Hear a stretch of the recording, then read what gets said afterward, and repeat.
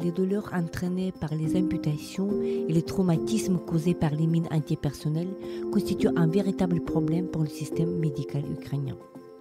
Comment l'association française Douleurs sans frontières envisage-t-elle d'aider à gérer la douleur physique et psychologique liée à la guerre?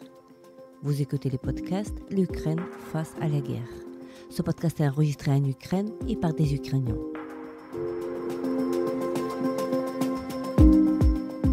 Dans ce podcast, nous racontons comment l'Ukraine continue à vivre et à résister face à l'agression russe. Nous proposons des analyses, mais aussi des témoignages. Nous essayons de vous faire comprendre l'Ukraine, son histoire, sa société et sa culture. Je m'appelle Tetiana Ogarkova. Je suis universitaire et journaliste, responsable du département international à l'Ukraine Crisis Media Center, une ONG dont la mission est d'informer le public étranger sur l'Ukraine. Avec moi, Alain Serry, fondateur et président d'honneur de Douleurs sans frontières, et Olivier Weber, le président actuel de l'association. Tous les deux, ils sont en Ukraine avec une mission exploratoire en cherchant à mieux connaître les besoins de la population ukrainienne.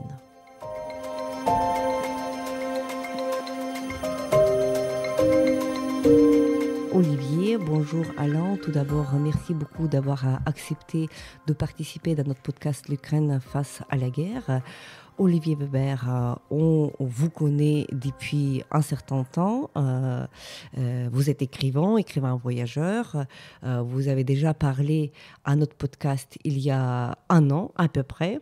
Mais là, vous venez dans tout un autre rôle. Vous êtes président d'une organisation qui s'appelle Douleurs sans frontières. Et Alain, vous êtes médecin, vous êtes avec cette organisation depuis 30 ans, vous travaillez dans plusieurs pays dans le monde et c'est bien pour la première fois que vous venez en Ukraine pour fonder une initiative ou bien une action Douleurs sans frontières, ici en Ukraine, un pays qui est en guerre de grande échelle depuis bientôt 3 ans, depuis février 2022, mais qui est en guerre depuis 2014. Et donc la question, bien sûr, de la douleur, elle est une des questions fondamentales qui préoccupe autant bien des militaires et des civils. Donc, ma première question serait adressée à vous. Alain, est-ce que vous pouvez nous raconter qu'est-ce que c'est déjà Douleurs sans frontières comme organisation? Quelle est votre mission et quelle est votre philosophie? Qu'est-ce que vous faites? Merci de me donner la parole et de pouvoir parler de notre organisation non gouvernementale, qui est une organisation médicale, humanitaire bien sûr, et qui est une des seules au monde à prendre en charge la douleur mais la souffrance. Car il y a la douleur mais la souffrance aussi des personnes qui en ont besoin. Alors on l'a fondée en 1996. L'idée est arrivée 2 ans avant 1996, donc vous avez raison de dire quasiment 30 ans, mais on n'avait pas l'idée de fonder une ONG. C'était quelque chose de modeste, un alliant de sympathie, un peu romantique, d'aller au-devant de ceux qui en ont le plus besoin et des défavorisés. Et nous voulions nous inscrire dans une ONG beaucoup plus importante. Et au fur et à mesure de nos entretiens avec les différentes ONG, et donc Xavier Emmanuel, qui était président de MSF à l'époque, il nous a conseillé de fonder une ONG et nous avons mis 2 ans avant de l'ouvrir et de la fonder. Alors, nos actions. Nos actions se résument en 3 grandes parties. Premièrement, c'est prendre en charge la souffrance et la douleur sur le plan médical. Donc ça, c'est ouvrir des dispensaires, faire des dispensaires itinérants, ouvrir des centres de fin de vie, comme au Cambodge par exemple. Et c'est aussi prendre la douleur de ceux qui sont les plus sinistrés, les plus défavorisés, les indigents. Par exemple, comme en Angola ou comme à Haïti, à Port-au-Prince, après le tremblement de terre. Ça veut dire que nous avons également une action psychosociale qui est importante et aussi une action sur le stress post-traumatique. Il n'y a pas que la douleur physique, mais aussi il y a la souffrance. Alors, je dirais, il y a une troisième action, deuxième action qui est la formation de formateurs, car notre souhait, c'est de transmettre. Ce n'est pas de substituer, ce n'est pas une substitution, c'est une transmission et un échange. Nous pensons fondamentalement, et c'est dans notre ADN, que nous avons à apprendre des populations du Sud, par exemple, ou des populations les plus indigentes et défavorisées, et qu'on nous a à apprendre et nous avons à apprendre aussi. Donc c'est un échange et un transfert de connaissances. qui va tout simplement de ce que nous pouvons faire dans les pays du Sud dont je viens de parler ou l'Asie du Sud-Est, mais également, et ça me revient en vous parlant, des techniques donc, de phytothérapie et de la médecine des plantes du Cambodge que nous avons importées dans des pays européens. Vous voyez, c'est donc ça qui nous tient à cœur, c'est pas se substituer. Et puis, l'autre point important, c'est de dire que, et en particulier chez les amputés, dont on va parler, j'espère, je pense, c'est de ce dégât, les mines antipersonnelles, les mines anti-chars, les drones. Nous n'avons pas beaucoup d'expérience sur les drones. Par contre, sur les mines, oui, car nous étions en Angola, au Mozambique et au Cambodge, quand c'était les pays les plus minés de la planète. Et donc, nous sommes restés longtemps et nous sommes encore au Mozambique et au Cambodge. C'est de dire que ça détruit non pas la victime, mais l'entourage devient victime. Et ça, c'est une notion fondamentale, parce que quelqu'un qui saute sur une mine à Phnom Penh, ou au nord du Cambodge, il ne peut plus aller dans la rizière pour apporter la ration quotidienne du riz pour sa famille, il ne peut plus faire de vélo, il ne peut plus travailler. Et il est exclu. Et il est déjà en grande précarité, mais c'est encore augmenter la précarité. Et donc, c'est un soutien à la fois psychologique, psychosocial, la formation. Et puis, le troisième axe de Douleurs sans frontières, c'est d'apporter notre expertise auprès de ceux qui nous le demandent. En particulier, certains gouvernements, comme au Maroc, on nous a demandé d'établir le plan antidouleur du cancer au Maroc ou en Tunisie également. Donc, voilà un peu notre... Mais j'insiste surtout sur le fait que ça n'est pas une substitution. Mmh. J'ai vu trop de grosses ONG arriver, par exemple, à Gaza, et sans avertir les autorités de santé, sans passer de convention avec les autorités de santé de cette population, installer un hôpital, voilà, distribuer des médicaments et faire des soins gratuits, ce qui a perversité de l'action humanitaire, ce qui a obligatoirement mis au chômage 15 médecins aux alentours qui ne pouvaient plus travailler parce que les patients ne venaient plus chez eux. Ils allaient, c'était de grandes ONG dont je dirai le nom, mais pour avoir des soins gratuits. Donc ça, c'est la perversité de l'action humanitaire. Oui, donc c'est une coopération avec des localités présentes sur place et c'est dans cette philosophie-là que vous partez. Et ça doit s'inscrire dans le système de santé du pays. Il faut que le système de santé soit nos confrères, soit une demande de population, soit une demande d'organisation gouvernementale, soit une demande d'organisme de l'État, malgré qu'on soit ONG. Mais à ce moment-là, on réfléchit, on identifie. C'est notre mission d'évaluation et d'identification que nous faisons en ce moment avec mon ami Olivier Hébert, qui est président de Douleurs sans frontières, ancien ambassadeur de France. Donc il a toutes les dispositions, je dirais, de politique et de diplomatie pour pouvoir faire avancer les choses afin que nous concrétisons sur le terrain. Ce ne sont pas que des idées ni des promesses. Mmh. Olivier, on vous connaît, donc les auditeurs de notre podcast vous connaissent plutôt comme écrivain voyageur, parce que c'était le sujet que nous avons déjà discuté dans ce podcast. Aujourd'hui, vous êtes dans un nouveau rôle, je dis Médecins sans frontières, c'est parce que c'est Douleurs sans frontières. Qu'est-ce que vous a inspiré en fait de joindre cette initiative? Vous n'avez pas, si je ne me trompe pas, d'éducation médicale. Vous êtes quand même quelqu'un qui est assez loin de toute cette problématique-là. Si je comprends bien, vous êtes dans cette action auprès de cette ONG depuis pas mal d'années. Pourquoi l'importance de ce sujet ? Oui, alors, ça fait quand même longtemps que je m'occupe de l'humanitaire au sein de Douleurs sans frontières. Je n'étais pas président. Et deuxièmement, ça fait longtemps que j'écris sur l'humanitaire, soit sous la forme de romans, soit sous la forme de récits, parce que je pense que ça fait partie de l'aventure humaine du XXIe siècle et du XXe aussi historiquement, et que c'est une partie de l'histoire contemporaine occidentale, mais pas que, justement. On parle beaucoup de cette volonté d'aider d'autres pays que les pays européens.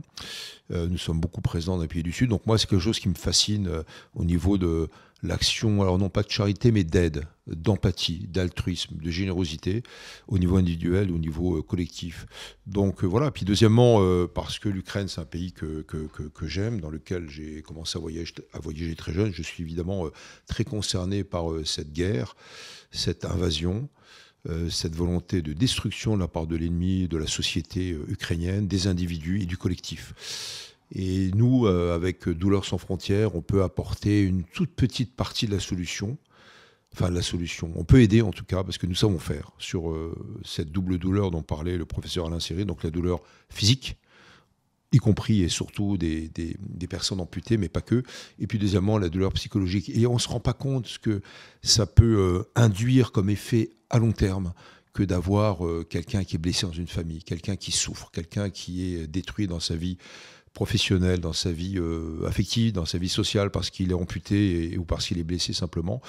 Et donc voilà, nous sommes très concernés par cela. Nous sommes dans ce qu'on appelle une mission exploratoire, donc on essaie de voir les besoins et de savoir si on peut répondre à des besoins, si on peut s'entendre sur une forme de coopération quelconque. Évidemment, c'est à nous de voir, on écoute beaucoup.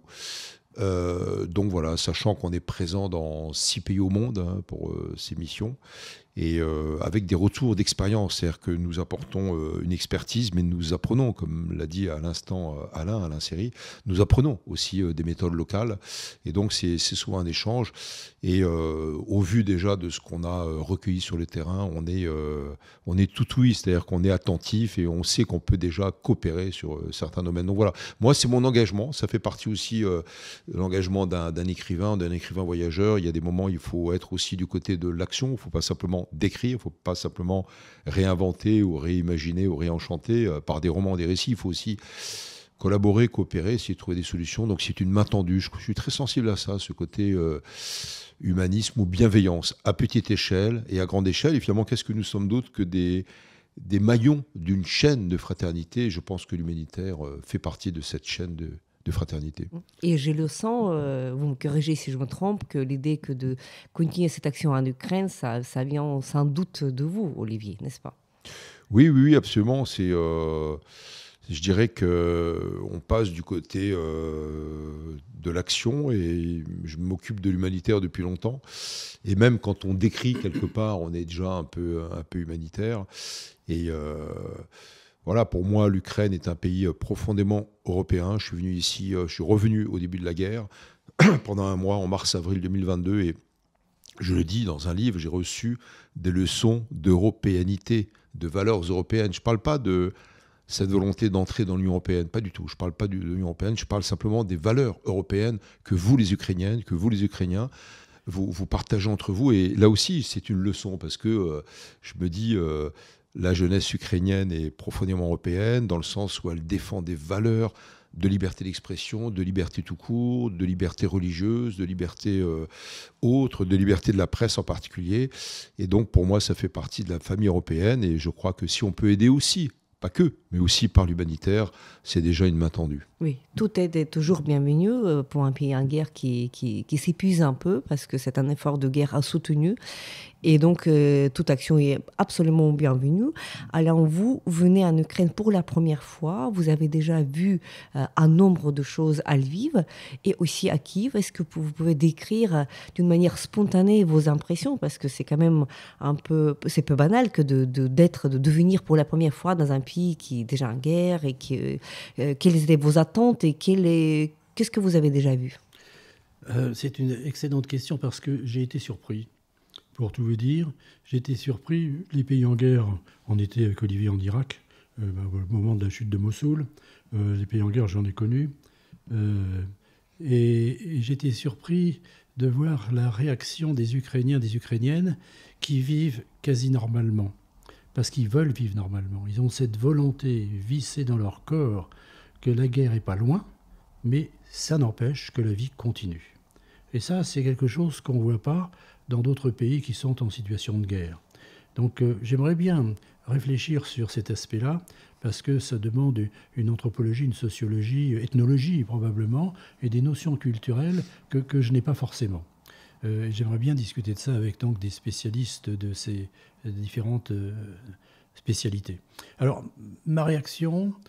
je pensais arriver, pour tout vous dire, dans des pays où il y avait des pannes d'électricité, où les rues n'étaient pas éclairées, les magasins étaient fermés, tout ce qui était fenêtres était obturé, avec des gens en armes partout, avec une police militaire omniprésente. C'est ce que j'ai connu dans beaucoup de pays, avec des barrages dans les rues, des contrôles dans les rues. J'ai pas vu ça. Je dois vous le dire. Ou alors j'ai mal vu, ou j'ai pas bien regardé, peut-être, mais je n'ai pas ressenti ça. Alors, ce que j'ai senti en visitant les hôpitaux, ça, c'est les centres de rééducation. J'ai été très étonné. Je ne m'attendais pas du tout à ça. Quand on a vu à Lviv 2 centres de rééducation, c'est des centres de gens compétents, qui ont une expérience, de gens qui ont un matériel que certains centres de mon pays aimeraient bien avoir, parce qu'ils ont un matériel très poussé, d'avant-garde, sophistiqué, et surtout, ils savent s'en servir. Avoir un matériel, c'est bien, il faut savoir s'en servir. Alors, ce que j'ai pu voir du point de vue de l'humain, parce que c'est quand même ça qui est le plus important, de l'humain, je ne parle pas des soignants, qui ont besoin aussi également d'une aide, parce qu'ils ont une souffrance psychologique. Soigner des gens amputés toute la journée, ce qui m'a étonné aussi, j'ai connu les amputés des membres supérieurs. En général, c'est les pêcheurs qui ramassent des mines et qui se font exploser les bras. J'ai connu les membres inférieurs avec la mine antipersonnelle. Et là, ça n'est pas fait pour tuer. C'est fait pour qu'il y ait 3 combattants qui sortent de la ligne de front. 2 combattants vont prendre celui qui est blessé pour l'emmener à l'arrière. Alors, il y a plusieurs problématiques que j'ai pu observer. Premièrement, c'est les blessés maxillofaciales. Et ça, je l'ignorais. Ça, je pense que c'est les drones. On a discuté avec nos confrères. Je pense que c'est les drones. Ce sont les blessés, quand il y a maxillofacial, forcément, on imagine qu'il y a des blessures au niveau du thorax. Parce qu'il n'y a pas que le visage, mais aussi les côtes, le thorax, la poitrine, les abdomens, probablement. Et puis, c'est les victimes des mines antipersonnelles ou les gens qui ont mis une jambe en moins. Il n'y a pas que la jambe. Il y a aussi des éclats dans l'autre. Puis, il y a aussi les organes génitaux. Et ça, c'est très important. Et on en a discuté avec nos collègues. Ça devrait être recherché de façon systématique, je crois, systématiquement. Donc voilà, ça c'est donc très important. Sur le plan de l'appareillage, il n'y a rien à dire, c'est hyper performant. Je pense que vraiment c'est fantastique. Simplement, c'est que, imaginons, et je ne cessais de penser à ça cette nuit, par exemple, et d'ailleurs, j'entends pas les sirènes la nuit tellement je pense trop. Peut-être il faut que j'arrête de penser, que je dorme. Peut-être j'entendrai peut-être les sirènes en dormant. Toujours est-il que il faut imaginer un soldat, un jeune, qui arrive sur la ligne de front. Il va y rester un certain nombre de jours avant de repartir à l'arrière. Bien sûr, il pense qu'il peut être blessé, il pense qu'il peut être tué, mais il ne pense pas qu'il peut être handicapé à vie avec un membre en moins. Et ça, quand il revient, c'est l'entourage, la famille. Est-ce qu'il a regardé de la même façon? Est-ce que lui ne se sent pas défavorisé par rapport à l'entourage, ou tout du moins il n'a plus la même hauteur de vue, il n'a plus la même performance vis-à-vis de la famille? Et ça, c'est extrêmement compliqué à vivre. Et puis, il y a aussi l'appareillage et les douleurs de membres fantômes, les douleurs de névrome, les douleurs de moignon, qui ne permettent pas de mettre la prothèse en place. Et c'est là où nous avons quelque chose à proposer, à faire, former des formateurs, les envoyer également dans des centres de formation en France pour 5 à 7 d'entre eux, c'est ce qu'on a évoqué ça donc hier. Et puis c'est aussi, effectivement, faire en sorte de lutter contre les douleurs chroniques, afin qu'ils puissent mettre leur prothèse, qu'ils puissent remarcher, qu'ils puissent donc faire du vélo, qu'ils puissent travailler, qu'ils puissent. On en a vu un hier qui était un livreur qui était en patinette, je crois, hein, c'est ça, Olivier? Il était en patinette, il était amputé. Oui. Donc il avait une prothèse. Donc vraiment, donc il y a une volonté. J'en reviens aussi à ce que dit en premier temps, cette volonté de ce peuple. Et donc, c'est la souffrance psychologique. Ces personnes qui repartent sur cette idée de cet homme d'une vingtaine d'années, un peu plus, qui va au front, il revient avec un membre en moins. Il est fracassé. Il est détruit. Et là, il faut un soutien exceptionnel, plurimodal, pluridisciplinaire, pour l'entourer, afin de lui fixer des objectifs qui ne sont pas forcément ambitieux, mais qui soient crédibles. Et ça, c'est très important, avec des projets personnels. Dans la vie, il faut avoir un projet. Si on n'a pas de projet, on n'a pas d'avenir. C'est du point de vue de l'individu. Et ça, je pense que c'est des notions importantes sur lesquelles on peut travailler et on peut apporter un certain nombre de choses, parce qu'on a connu ces situations en Angola, au Mozambique, au Cambodge et dans d'autres pays. Vous avez absolument raison. Il nous est arrivé de rencontrer des jeunes. Je vais vous citer un exemple. Un jeune de 29 ans, 28 ans, lors de sa blessure. Il s'appelle Volodymyr. Il habite actuellement dans la région de Kiev. Il était blessé d'une manière de perdre sa main droite et sa jambe gauche entièrement. C'est-à-dire c'est une grande amputation qui est d'ailleurs passée quelques mois en France pour la réhabilitation, et nous sommes entrés au contact au moment où ce jeune, qui était d'ailleurs militaire de formation, ça c'est important, c'est pas un civil mobilisé, il était dans la situation de vouloir mettre fin à sa vie, parce que bien sûr que la vie, il change d'une manière absolument dramatique quand on a 29 ans et puis on perd toute la vie. Et heureusement pour son cas, donc il était bien entouré. Nous étions d'ailleurs présentes pour une chose toute bête. En fait, ses camarades ont dit que s'il avait une voiture une voiture à conduire avec une boîte de vitesse automatique, il serait plus à l'aise, etc. Nous avons fait cette promesse, nous avons d'ailleurs livré cette voiture-ci. L'État, pas l'État, mais une autre organisation lui a fait construire une maison ici à Kiev, pas à Kiev, mais dans les banlieues, on va dire, dans les villes satellites de Kiev. Et donc, il se trouvait un travail en ligne. Donc, quand on l'a revu, on a vu, voilà, il y a une perspective. Il a eu une prothèse tout à fait correcte. Il marche déjà. Il n'arrive toujours pas à porter la prothèse de son bras. Mais vous voyez, dans ce cas-là, c'était positif. Mais on peut imaginer, avec cette guerre de grande échelle, combien de gens restent derrière, parce que il s'agit de la jeunesse. Parce que sur le front, voilà, c'est une grande question, mais il y a bien sûr la jeunesse et les gens de peut-être pas si jeunes, 30 ans, 40 ans souvent aussi, mais qui, voilà, c'est la mort, parfois c'est pas le même, le seul scénario possible. C'est toujours souvent malheureusement une grande blessure qui affecte la famille, les enfants, la femme, etc. etc.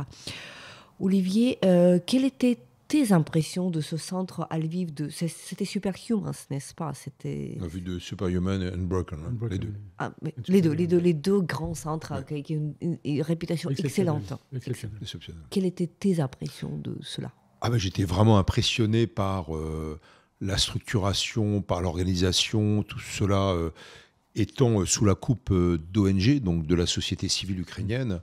Et comme disait Alain Serry à l'instant, on ne peut même pas imaginer ça dans certains de nos pays ouest européens. Et voilà, moi c'est quelque chose qui m'a toujours frappé dès le début de la guerre en Ukraine, parce que je suis arrivé donc assez rapidement, donc en mars-avril 2022, la structuration de la société civile. Vous savez, pendant la Première Guerre mondiale, 14-18, on disait en France, l'arrière tiendra. C'est-à-dire ce qu'il y a derrière le front line, la ligne de front. Là, l'arrière tiendra, l'arrière a tenu. Et voilà, donc 3 ans après, il y a cette montée en puissance de la société civile, et pas que. Il y a aussi question des structures de santé publique, et même des institutions tout simplement. Il y a une remarquable organisation de la société ukrainienne en général. Et là, je pense que ces deux hôpitaux qu'on a vus, ces 2 centres de réhabilitation au sens global du terme, que sont Unbroken et Superhuman, nous ont vraiment impressionnés, parce que c'est une approche holistique, c'est une approche globale, c'est ce qu'on fait nous, sauf que là, en plus, il y a du matériel incroyable, c'est bien réparti, c'est imaginé. Évidemment, ce qu'on peut redouter à court terme, évidemment, ce sont les effets de la guerre, les blessés et les morts, les civils, les militaires, mais après, une fois que les canons se sont tus, une fois que la paix est arrivée, je dis dans un pays en général, je ne parle pas de l'Ukraine, le problème, c'est les conséquences de ces blessures qui sont des blessures physiques, l'amputé dont on parlait à l'instant, mais aussi la blessure psychologique en général. Et donc, je crois qu'il faut approcher les deux en même temps. Ces deux organisations ukrainiennes le font. Et là, je crois qu'on a été vraiment estomaqués, comme on dit en français. On a été vraiment impressionnés.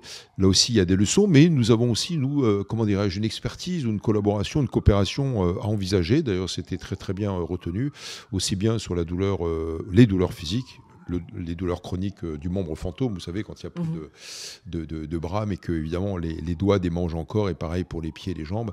Et puis après, sur la douleur psychologique, le PTSD, donc le syndrome de stress post-traumatique, je vais y arriver, ça c'est en français. Et là, ça aussi, on n'a pas tendance à l'imaginer, ça fait du dégât sur le long terme, même une fois que la paix est revenue.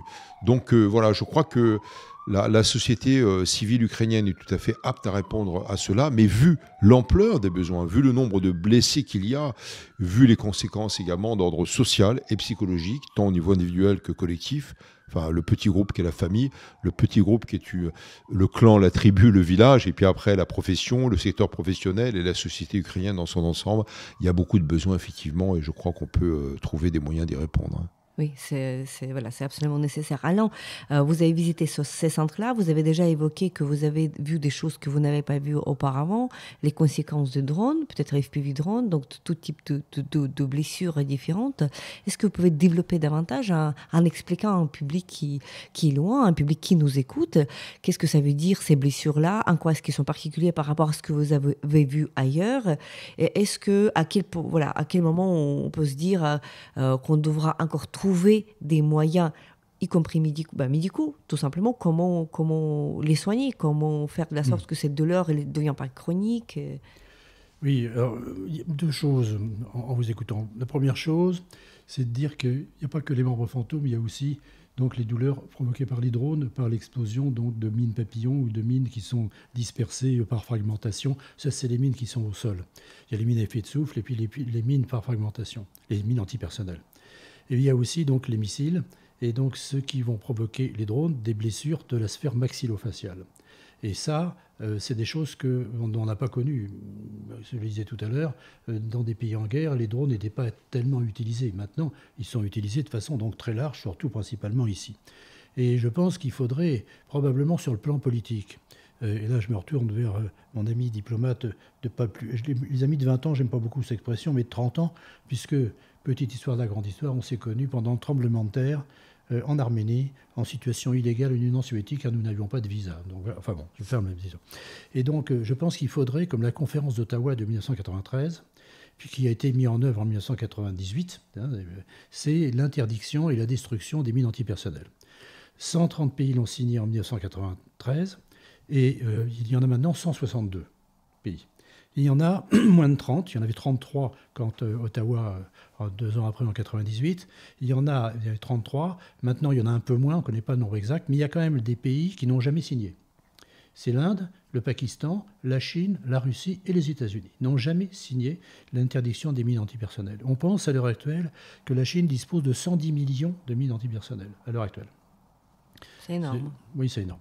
Alors les drones, on devrait avoir la même politique. C'est l'interdiction des drones de combat comme l'interdiction des mines antipersonnelles et la destruction des drones. Évidemment, c'est une idée un peu farfelue, je dirais, à l'époque actuelle, et sûrement inapplicable. Mais il devrait y avoir une conférence internationale pour interdire ce type d'armement qui détruit l'être humain. Alors, pour revenir sur ce que vous disiez, qu'est-ce qu'on a vu comme blessure, on a les douleurs neuropathiques. Les douleurs neuropathiques centrales et périphériques. Périphérique, ça veut dire à l'extérieur du système nerveux qui est constitué par la moelle épinière et le cerveau. C'est donc l'ensemble des nerfs qui font qu'on bouge et qu'on ressent quand on touche le froid, le chaud, la piqûre, etc. Et là, il peut y avoir une destruction de ces structures qui entraîne des douleurs périphériques, au niveau du bras, mais sans amputer le bras, et des douleurs centrales, parce qu'il y a des éclats qui sont dans le cerveau ou dans la moelle épinière, et qui peuvent entraîner des paraplégies, donc des paralysies motrices, et également paralysie sensitive. On peut très bien ne plus rien ressentir. Et là, nous avons donc des techniques, en discutant avec nos collègues, partage et transfert et partage donc de connaissances avec nos confrères ukrainiens dans les jours qui précèdent, il y a des techniques qui n'ont pas développé, comme l'application de, ça devient un peu technique là, mais je ne voudrais pas m'éterniser sur les termes médicaux, mais de patch qui sur les zones douloureuses, en faisant une cartographie de la douleur, on colle un patch sur la peau et ça entraîne une anesthésie sur 1 cm de profondeur et ça entraîne en grande partie une diminution importante des douleurs neuropathiques dont je viens de parler. Et puis il y a d'autres médicaments et d'autres techniques dont on peut en faire bénéficier nos collègues, et ils ont sûrement aussi beaucoup à nous apprendre, car sur les techniques d'amputation, les chirurgiens qui font ça, c'est ce qu'on a connu en Cambodge, en Angola, ou les pays les plus minés à l'époque de la planète, il y a 15 ans, 20 ans, ils font ça avec une grande expérience maintenant. Mais il y a des techniques de prévention de douleur, et ces techniques de prévention ne sont pas forcément utilisées de façon systématique, tout du moins. Ce qui compte, c'est également que dans les 8 heures qui suivent le traumatisme sur la ligne de front, il y ait une intervention chirurgicale, par exemple sur un membre qui est emporté. Et ça, c'est dans les 8 heures.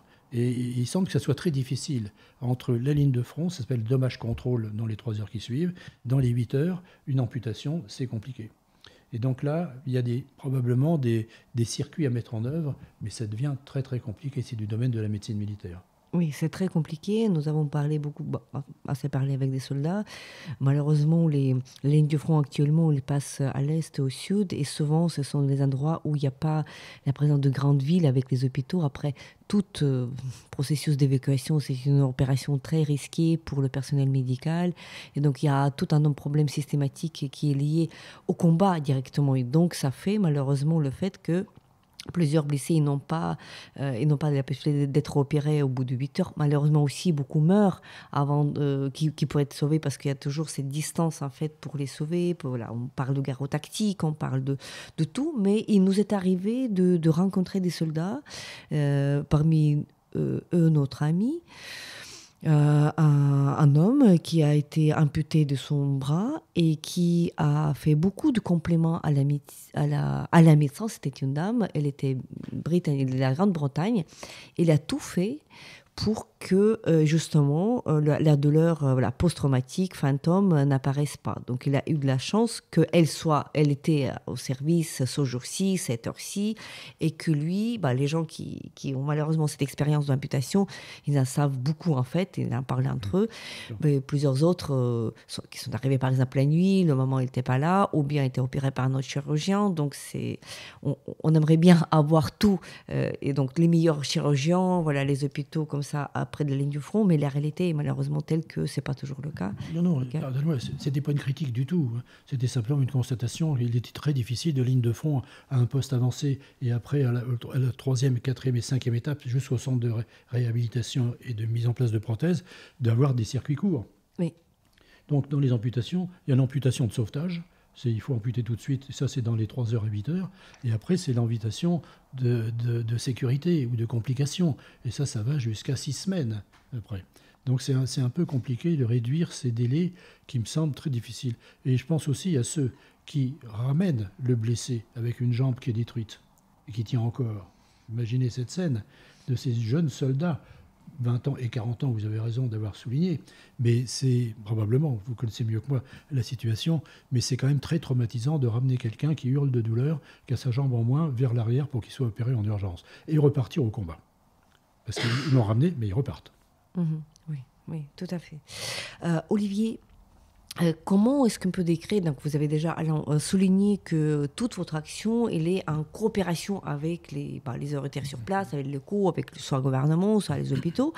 Comment peut-on décrire à ce point, aujourd'hui en fait, cette coopération avec les hôpitaux ukrainiens? Est-ce qu'il y a une demande? Est-ce qu'il y a une compréhension? Est-ce qu'il y a une entente?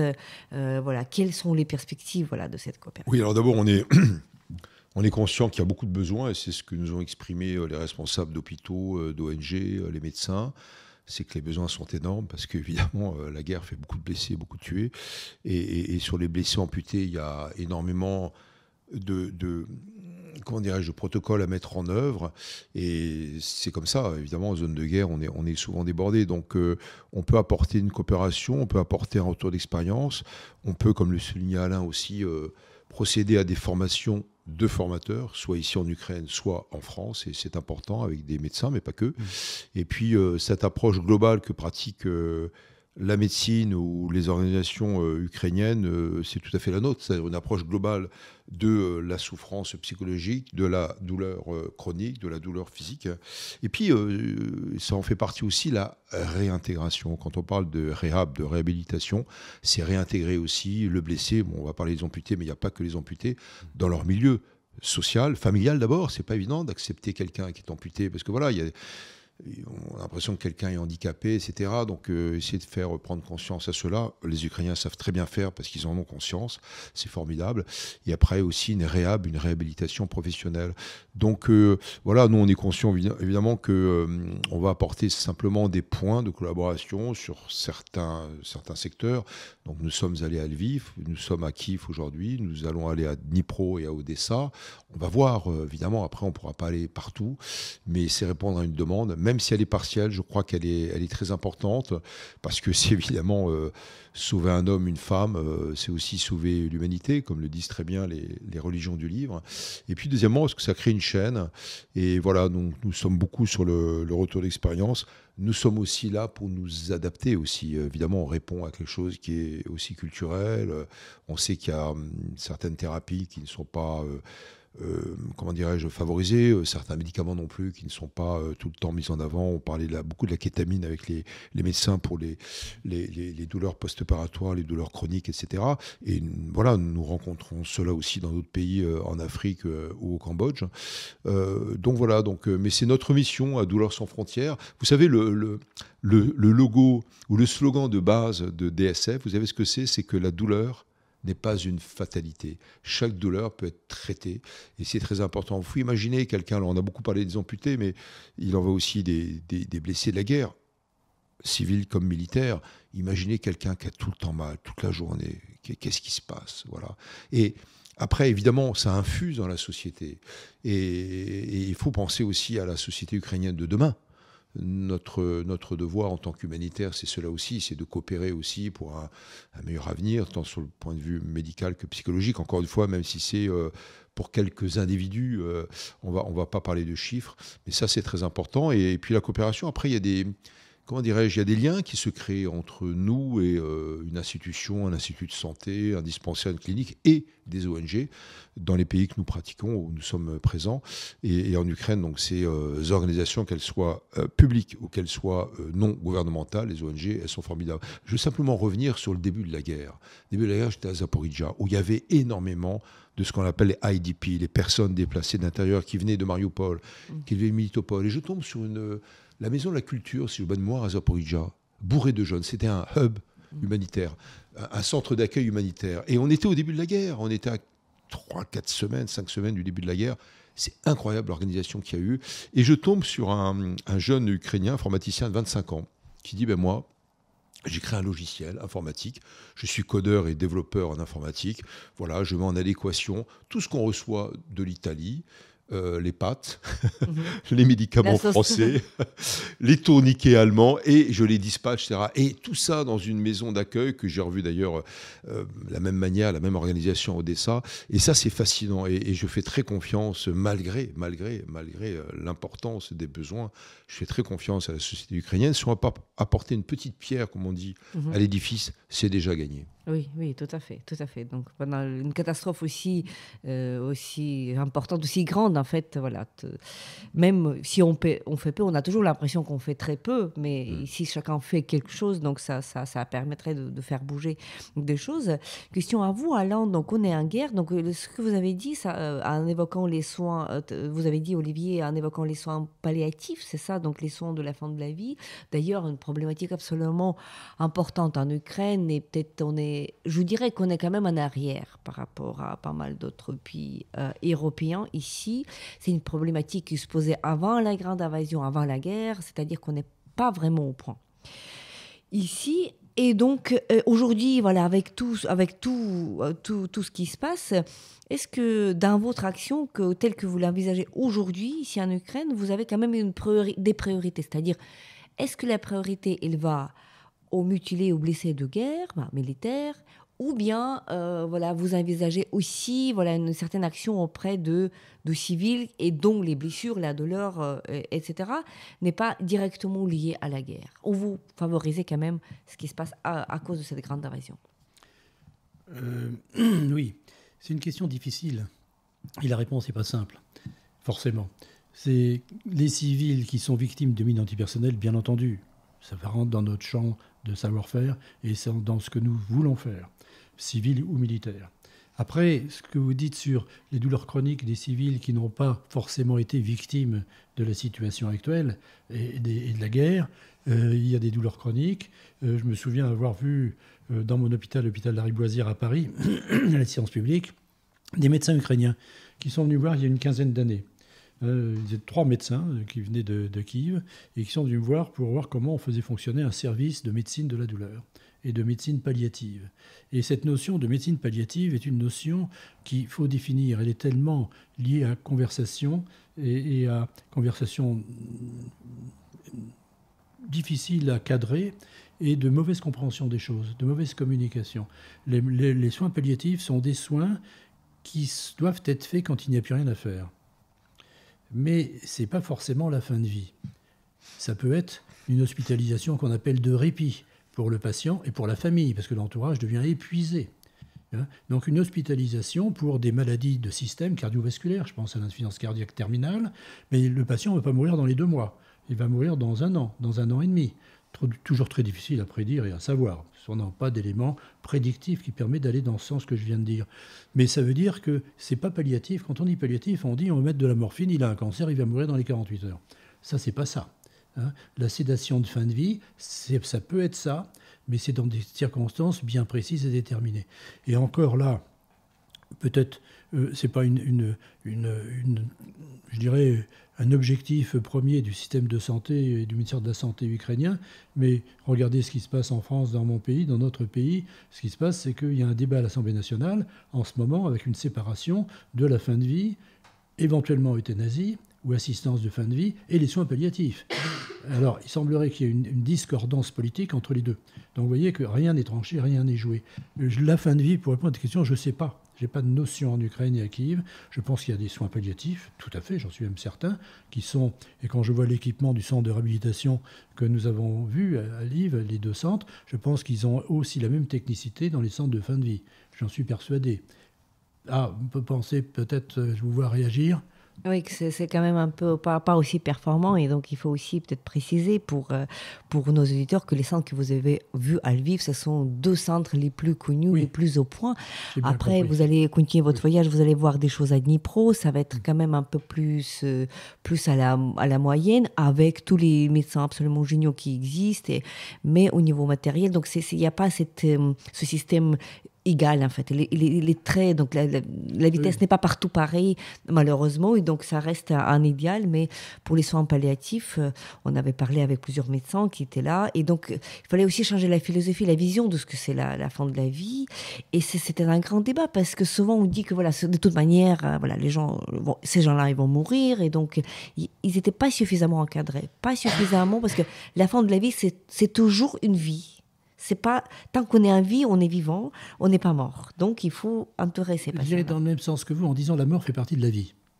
Et on devrait apprendre à nos enfants dans les collèges, les lycées, les jeunes enfants, que la mort, personne n'y échappe. C'est une obligation de la vie. Et ça fait partie de la vie. Il faut l'encadrer. Mais regardez, dans ce que vous venez de dire, la situation inégale en fonction des régions, etc. Dans une disposition de la loi qui est en train de passer à l'Assemblée nationale, c'est justement en France, c'est de mettre un service de soins palliatifs dans chaque département, ce qui n'existe pas encore. Donc vous voyez que même là, il y a une inégalité en fonction de l'endroit où on habite. Or normalement, c'est pas en fonction, les soins, c'est pas en fonction de l'endroit où on est. Il doit être égalité pour tous les citoyens, de quelque pays que ce soit. Mais vous savez, quand on est arrivé au Cambodge, dans les années 80, après les Khmers rouges, 75, 79, etc., eh bien, on a ouvert un service de soins palliatifs. On nous a dit... Mais c'est une cerise sur un gâteau, votre affaire. On a bien des obligations et des problématiques beaucoup plus importantes du point de vue sanitaire. Les maladies parasitaires, le creusement puits pour l'eau, l'électricité dans les provinces, pas dans les régions, etc. On a ouvert cette structure. Très rapidement, il y avait 45 lits. Très rapidement, de bouche à oreille, on a été débordés. Car les patients, même avec la religion bouddhiste, quelle que soit la religion, ils venaient pour avoir une fin de vie la mieux possible et pas mourir dans un bout de rizière, dans une cabane avec la famille qui est désespérée de voir qu'il n'y a pas de traitement, il n'y a pas d'encadrement, il n'y a pas de soignants, aucun médicament n'est donné. Et ça a été là l'explosion du système de soins palliatifs au Cambodge. Mm-hmm. Ça peut être également pareil dans d'autres pays, je pense. Oui, tout à fait. Donc tout ce qui est... voilà. Je ne compare pas l'Ukraine et le Cambodge, bien entendu. Oui, je comprends. Ça n'a rien à voir. Il y a toujours cette inégalité-là.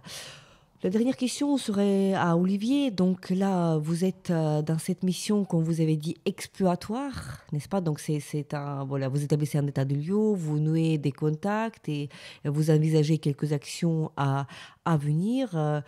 Quels seraient vos projets? Donc d'ici là, déjà, qu'est-ce que vous avez déjà conçu? Qu'est-ce que sera réalisé dans des mois et peut-être une année qui vient?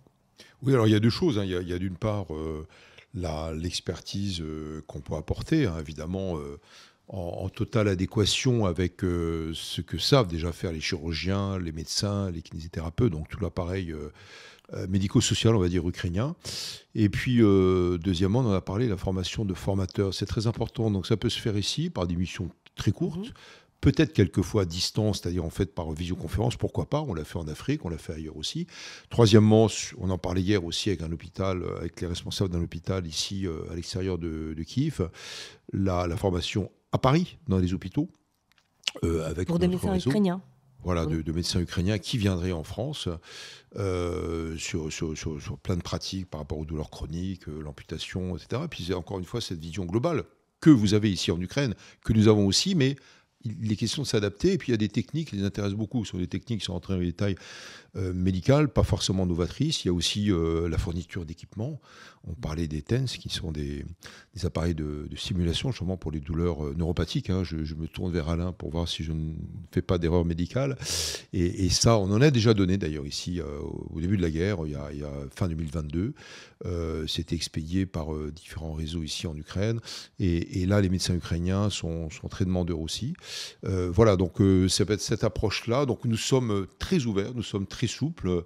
Nous sommes conscients que nous n'avons pas non plus des moyens énormes, mais nous sommes, comment dirais-je, dans une volonté d'engagement. Et je crois que l'humanitaire, d'ailleurs, il y a pratiquement le mot humanisme qui fait partie de l'humanitaire. C'est une forme d'engagement. Enfin, on n'est jamais neutre, effectivement.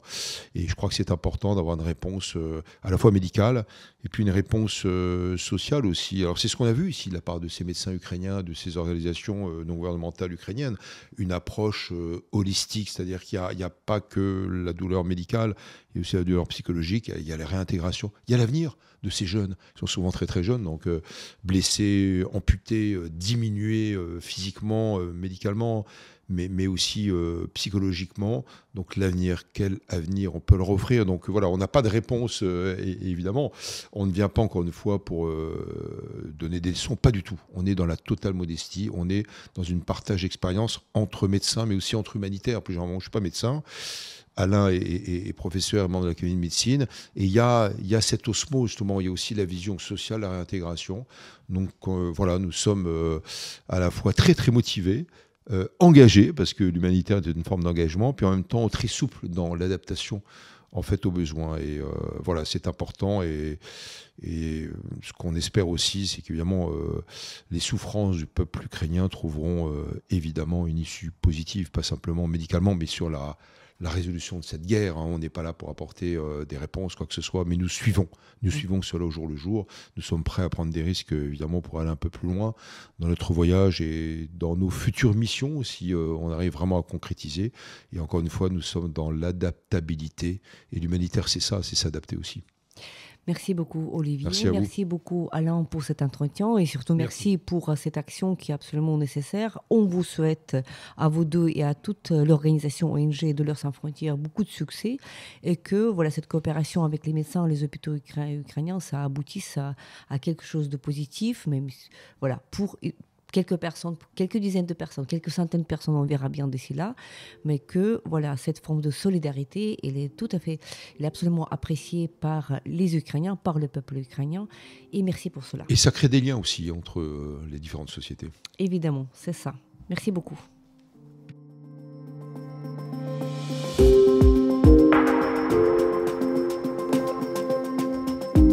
C'était le podcast L'Ukraine face à la guerre. N'hésitez pas de partager cette émission.